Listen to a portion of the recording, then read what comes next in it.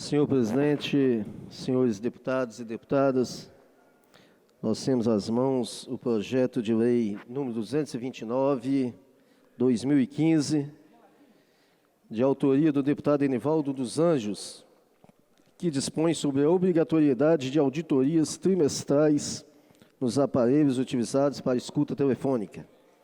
No artigo 1º, os aparelhos utilizados pelas Forças de Segurança do Espírito Santo e outras instituições para interceptação e escuta telefônica deverão sofrer auditoria e fiscalização a cada 3 meses, com as presenças de representantes da Polícia Federal, do Ministério Público Federal e Estadual e da Ordem dos Advogados do Brasil.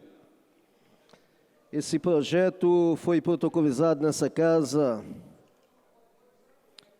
no mês de maio de 2015, nós já discutimos essa matéria, eu já fui o relator dessa matéria, apresentei um parecer pela inconstitucionalidade, acompanhando o parecer técnico e jurídico apresentado pela Procuradoria, o parecer. Eu passo a ler um pouco do relatório apresentado no parecer. Trata-se de projeto de lei de autoria do deputado Enivaldo dos Anjos, que visa dispor sobre a obrigatoriedade de auditorias trimestrais nos aparelhos utilizados na escuta telefônica nos seguintes termos. A matéria foi protocolada no dia 1º de maio de 2015, lida no expediente de sessão do dia 2/6 de 2015, publicado no Diário do Poder Legislativo do dia 9/6 de 2015. A diretoria de redação juntou o estudo de técnica legislativa de folhas 8, ofertando sugestões apenas no tocante à redação proposta sem alteração substancial do projeto de lei. Assim sendo, os presentes autos retornaram para essa Procuradoria para exame e parecer na forma do disposto no artigo 121 do Regimento Interno da Assembleia Legislativa, Resolução 2700/2009, e distribuída a matéria, coube-me examiná-lo e oferecer parecer técnico. É o relatório. Fundamentação jurídica. Constitucionalidade formal. Cumpre analisar no presente subtópico se as normas previstas no projeto de lei número 229/2015 a serem introduzidas no ordenamento jurídico estatual observam o que determina a Constituição Federal e Estadual com referência ao que a doutrina e a jurisprudência vem denominando de constitucionalidade nomodinâmica, ou seja, deve-se apurar se a lei ou o ato normativo infraconstitucional não detém vício no seu processo de formação. Segundo nos ensina José Joaquim Gomes Canotilho, os vícios formais incidem sobre o ato normativo enquanto tal, independente do seu conteúdo e tendo em conta apenas a forma de sua exteriorização na hipótese de inconstitucionalidade formal, viciado é acto nos seus pressupostos, no seu procedimento de formação, na forma final. Dentro do panorama de distribuição de competência erigido pela Constituição Federal em seu especial, com base no que determina o princípio federativo estabelecido expressamente em seus artigos 1º e 25, parágrafo 3º, tem-se que a autonomia legislativa de cada ente federativo é assegurada nos termos da Carta da República, desde que atendidos seus preceitos e princípios. Nesse sentido, a jurisprudência do Supremo Tribunal Federal, os Estados-membros organizam-se e regem-se pelas constituições e leis que adotarem. Constituição Federal, artigo 25.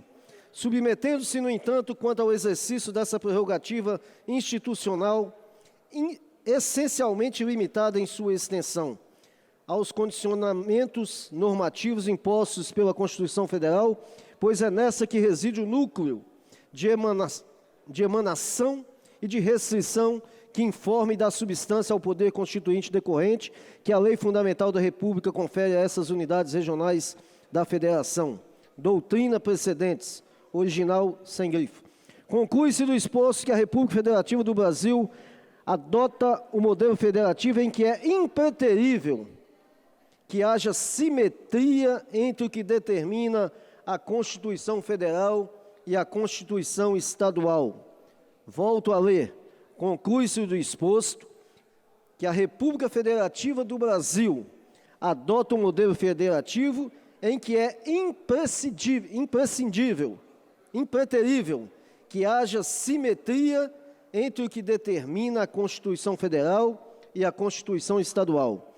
Assim, se porventura norma infralegal federal ou estadual for dispar em relação ao que determina a Carta Cidadã, estaremos diante de uma lei inconstitucional.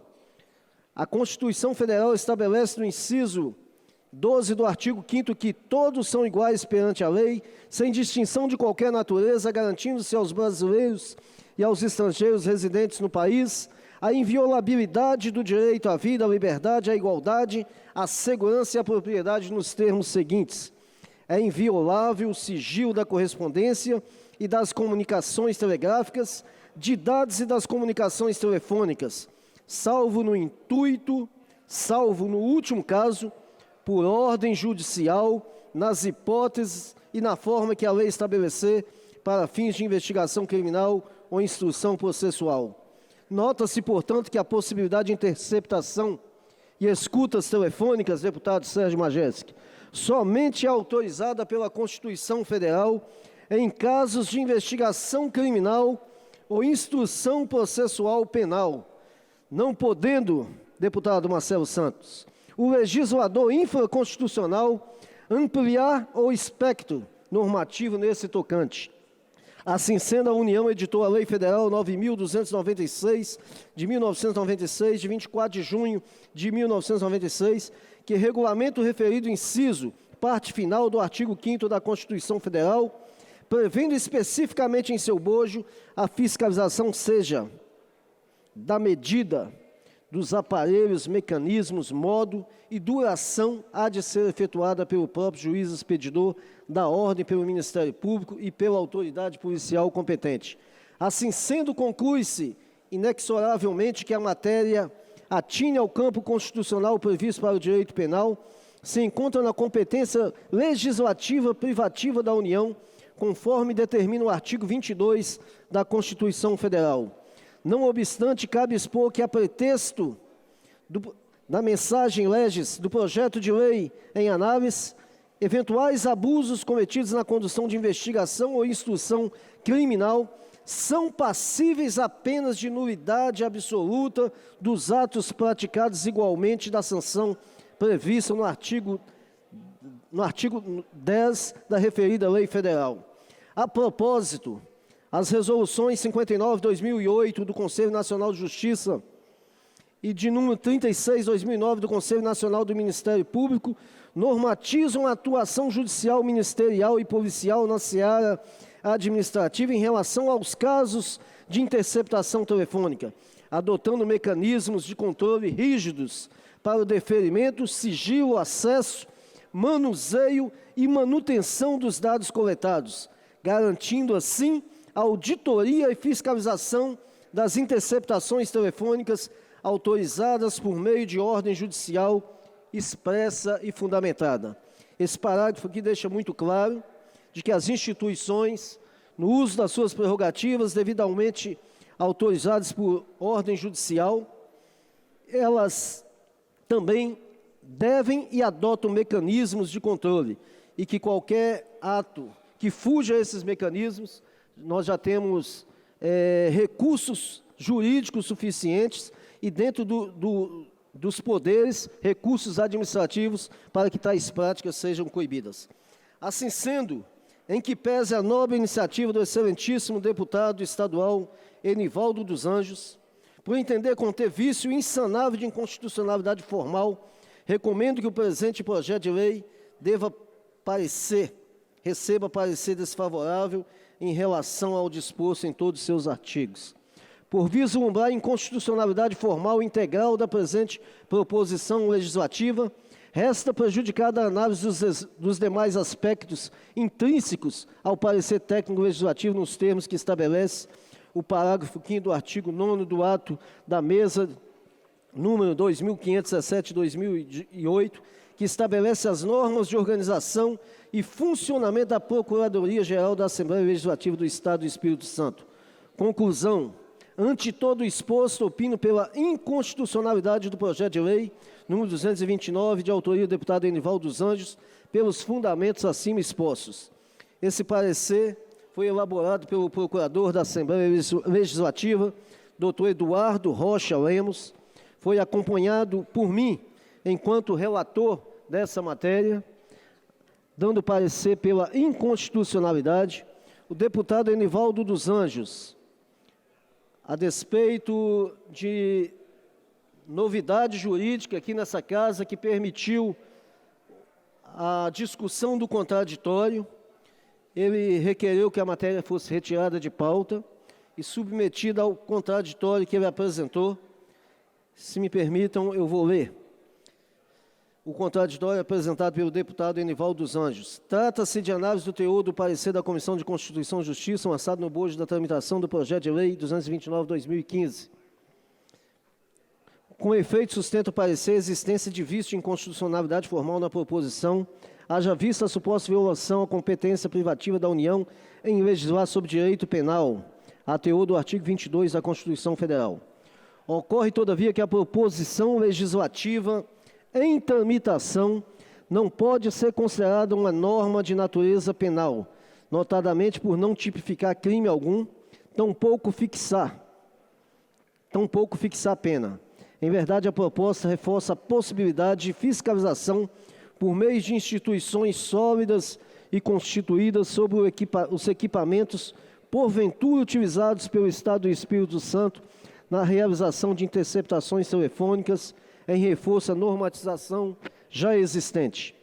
Logo, esses são os argumentos do deputado Enivaldo dos Anjos. Logo, em que pese a previsão do artigo 10º da Lei 9.296/96, considerar crime a realização de interceptação telefônica sem autorização judicial, é inerente à descoberta de eventual ilícito a efetiva fiscalização dos equipamentos pelos órgãos mencionados na proposição legislativa em tramitação.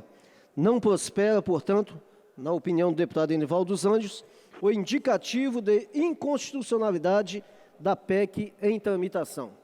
Esse é o contraditório apresentado. Eu fiz questão de lê-lo, até porque o tempo me permite. Eu fiz questão de lê-lo. Vossa Excelência permite uma parte, nobre deputado? Sim, presidente.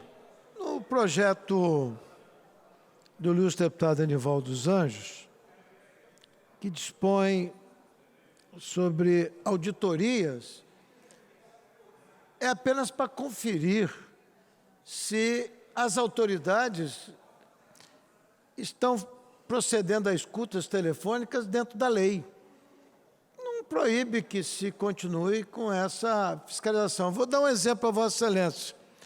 Recentemente, no município de Marataízes, a ilustre promotora pediu ao município de Itapemirim, quer dizer, em outra delegacia, que fosse feita escuta telefônica de assuntos do outro município. E lá, a autoridade policial fez escutas locais de Itapemirim, praticando o maior crime a ponto do Ministério Público do Espírito Santo, por honrados e ilustres promotores, terem pedido o arquivamento do processo pelas escutas indevidas. Quer dizer, se a gente não encontra um conjunto de promotores de qualidades extraordinárias no cumprimento legal das obrigações, teria passado em branco alternativas de escutas telefônicas, porque exatamente, não tendo fiscalização, quem é que vai fiscalizar? Então, na minha opinião, o interesse da auditoria a que se refere o deputado, e me parece que a auditoria aí é com a OAB, o próprio Ministério Público, a Assembleia Legislativa, é apenas para fiscalizar o cumprimento legal. Então, é necessário que, respeitando a opinião de Vossa Excelência, que se acrescente, uma vez que a gente precisa ter. Outro dia aqui, o deputado Sandro Locutor denunciou que existem possibilidades de ter escuta telefônica aqui na Assembleia Legislativa. A maneira fácil de nós termos informações corretas sobre isso é termos alguém para fazer auditoria, porque senão, deputado, Vossa Excelência ou qualquer um de nós estamos sendo vigiados e não acontece nada porque não tem fiscalização. Então, isso aí não tem dúvida que é para defender o direito do cidadão de poder conversar, dialogar, né, sem sofrer as sanções, entendeu?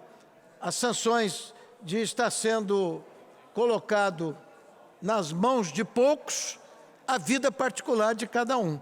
Então, respeito muito as palavras de Vossa Excelência, como eu também tenho muito respeito pelo pronunciamento do ilustre deputado, mas é preciso acrescentar que tem um sentido, sim, de fiscalização e de, obrigatoriamente, proteger a sociedade contra as escutas telefônicas, que não sabemos se são legais ou ilegais.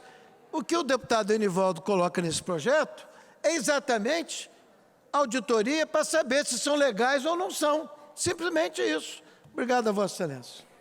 Senhor presidente, eu compreendo as argumentações de Vossa Excelência, todas elas vêm ao encontro das preocupações do autor, deputado Enivaldo dos Anjos.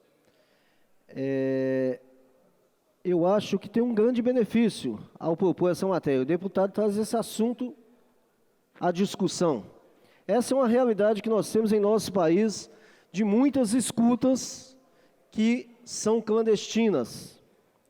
Escutas clandestinas, elas acontecem de duas formas. De um profissional, esteja em qualquer instituição, que possa executá-la de forma irresponsável, de forma criminosa. Esse mal profissional que haja ao arrepio da lei, ele existe em todas as instituições. Em todas as instituições nós podemos nos deparar com esse mal profissional. Em todos os poderes nós podemos identificá-los. Mas o que nós não podemos perder, né, até prova em contrário, é a confiança nas instituições que nós temos em nosso Estado, em nosso país. O que nós não podemos perder de vista é a divisão dos poderes, das suas competências, das suas atribuições. A preocupação com o cumprimento do direito do cidadão, da inviolabilidade das suas correspondências e da sua comunicação, não nos pode dar o ânimo de promover algum tipo de ação que seja exclusiva do poder. Aqui mesmo eu fiz questão de ler. No Ministério Público nós temos portarias internas que disciplinam a forma de auditoria desses equipamentos. Porque existe uma outra forma de escuta clandestina, criminosa, que afronta o direito do cidadão, que é promovida pelos maus profissionais aí, os chamados detetives particulares, e essas escutas acontecem aí de forma criminosa, e nós, nesse projeto, nós não podemos fazer nada. Pelo contrário, nós precisamos, mais uma vez, acreditar na força e na capacidade das nossas instituições, a Polícia Civil, a Polícia Federal, o Ministério Público, o Poder Judiciário, é justamente esse que está para nos proteger, né, diante de violações do nosso direito. Então, pode ver aqui pela proposição ainda, o deputado Enivaldo dos Anjos sugere que essa auditoria, aqui, veja bem, vou ler o texto, os aparelhos utilizados pelas Forças de Segurança do Espírito Santo e outras instituições para interceptação e escuta telefônica deverão sofrer auditoria e fiscalização a cada 3 meses, deverão, com as presenças de representantes da Polícia Federal, do Ministério Público Federal e Estadual e da Ordem dos Advogados do Brasil. Então, nós estaríamos aqui estabelecendo obrigações para outros poderes, para outros órgãos que nem estaduais são órgãos federais. Então, a iniciativa é louvável, a preocupação é justa, esse é realmente um problema que tem. Nós temos o problema que muitas vezes escutas telefônicas legais, devidamente autorizadas, são também... Com base no regimento interno, eu pediria a prorrogação do meu tempo. Não vou utilizar todo o tempo que tem fundamento regimental, mas gostaria de ter mais tempo, presidente. É regimental. Apenas mais 20 minutos, deputado Nuno Ramos. Não, Brincadeira, não até vou usar 20. todo esse tempo, não, até 20. Deputado Euclério Sampaio, eu quero agradecer a sua preocupação com esse tema, toda a sua participação no debate dessa matéria. Quero aqui parabenizar o autor, o deputado Inivaldo dos Anjos, com a sua experiência, traz à discussão um tema importante, mas aqui eu reforço a minha confiança nas instituições, e eu estava dizendo, presidente, que muitas vezes até a escuta legal devidamente autorizada, também muitas vezes é utilizada criminosamente por maus profissionais. Então nós temos vários problemas nessa área e devemos agir dentro das nossas limitações. Portanto, assim, com todo respeito ao autor, as ponderações do presidente, agradecendo a atenção e a participação de todos os deputados, especialmente o deputado Euclério Sampaio, nós sustentamos, após apreciar também o contraditório apresentado pelo deputado Inivaldo dos Anjos, nós sustentamos o nosso parecer pela inconstitucionalidade da matéria.